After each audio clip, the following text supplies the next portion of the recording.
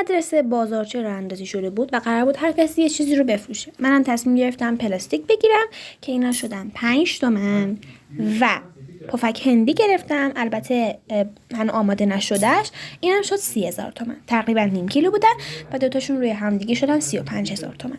و پول روغنم اگه میخواستم در نظر بگیرم شد 50 تومن و جمعا 85 تومن شد پول وسایل کار خودم. محیط خونمونه که نمیدونم چرا ویدیو گرفتم و خب این چند دقیقه رو شما میتونید لذت ببرید.